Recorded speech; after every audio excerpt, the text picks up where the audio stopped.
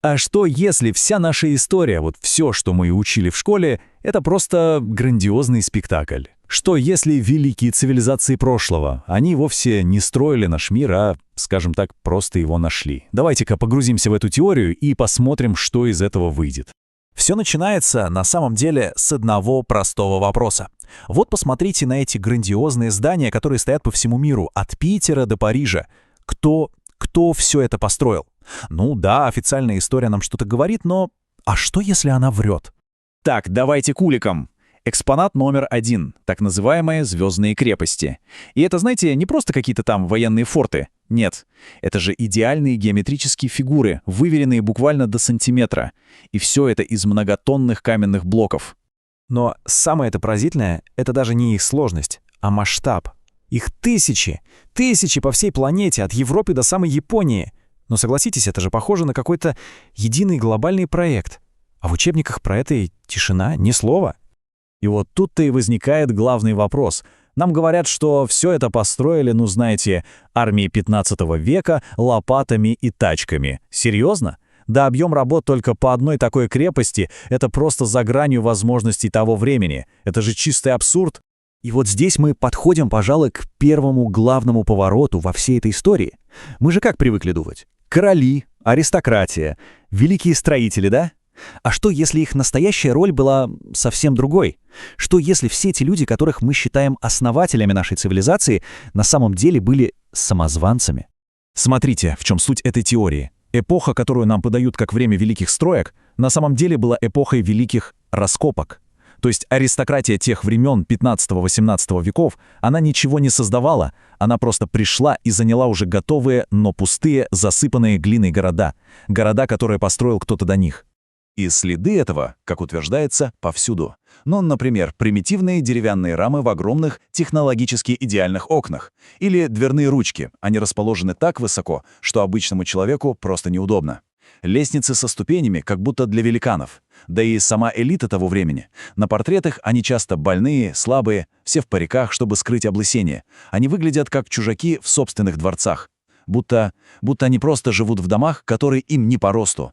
И есть одна фраза в источниках этой теории, которая, по-моему, все объясняет.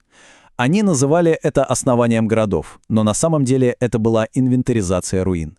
То есть они не строили, они просто составляли опись того, что откопали.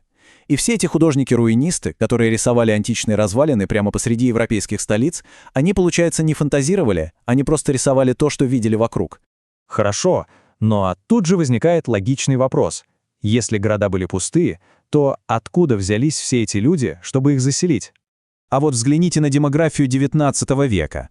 График роста населения, он просто улетает в космос почти вертикально. И это в эпоху, когда не было ни нормальной медицины, ни гигиены, кругом бушевали эпидемии. Такой взрывной рост, он биологически невозможен. Но не могли женщины того времени столько рожать, и главное, столько детей выживало. Это просто ставит в тупик. Если это не естественный прирост, тогда что? Откуда внезапно взялись миллионы новых людей? Такое чувство, будто кто-то просто щелкнул выключателем и включил какой-то гигантский инкубатор. И вот тут-то теория и подкидывает нам ответ. На сцену выходят так называемые воспитательные дома. Огромные, просто циклопические здания, похожие на дворцы. И появляются они практически одновременно во всех крупных столицах – в Москве, в Лондоне, в Париже. Официально нам говорят, что это были приюты для сирот. Но, согласно этой теории, это были настоящие фабрики. Фабрики по производству людей. Туда свозили тысячи младенцев, без имен, без документов. Им просто давали порядковый номер и растили в казарменных условиях, в полной изоляции от мира, стирали любую память о прошлом. Зачем все это? А мотив, если вдуматься, жуткий и простой. Как говорится, идеальный раб — это тот, кто не помнит своих родителей, не знает своей истории и не имеет родовых связей. Цель — создать новое, послушное человечество, без корней, без памяти. Идеальная рабочая сила, чтобы отправлять их на заводы и на раскопки тех самых засыпанных городов. И никто не будет задавать лишних вопросов. Так, а теперь давайте попробуем сложить все эти кусочки пазла в одну картину. У нас есть засыпанные города и есть искусственно созданное население. Все это складывается в то, что можно назвать великой перезагрузкой прошлого. И ключ к пониманию того, старого мира, согласно этой теории, это концепция эфира. Нет, это не то, что в химии. Это некая универсальная среда, которая пронизывает все. И самое главное, это источник бесплатной, безграничной энергии, доступной абсолютно всем. И тогда получается, что все эти соборы со шпилями, звездные крепости — это были не просто храмы или форты, это были, по сути, электростанции, части единой глобальной энергосети. Новые хозяева мира эту технологию запретили. А зачем?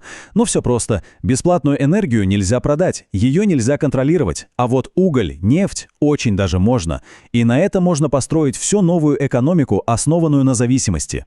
Ну и чтобы окончательно закрепить свою власть, новым элитам нужно было провернуть еще кое-что. Полностью стереть память о прошлом. Как? Запретить свободную энергию. Придумать с нуля всю историю Древней Греции и Рима, отодвинув ее на тысячи лет назад. Разорвать связь поколений с помощью тех самых детей из инкубатора. И, наконец, внушить всем, что человек произошел от обезьяны, а не деградировал от куда более развитых предков. Но вот что интересно. Кажется, эта грандиозная матрица, этот гипноз, который длился веками, сегодня начинает трещать по швам. Система дает сбой, и во многом благодаря интернету, тому самому доступу к информации, люди по всему миру начинают обмениваться фотографиями, сравнивать факты и соединять точки на карте, и задавать очень неудобные вопросы.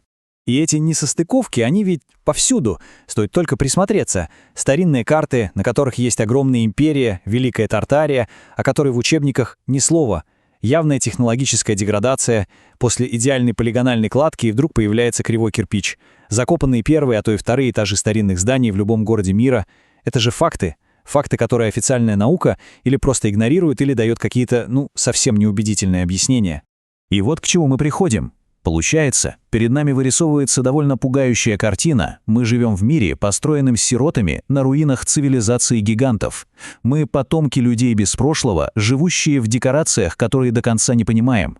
Но главный вопрос вот в чем. Что если генетическая память окажется сильнее всей этой многовековой лжи? Что будет, когда она проснется?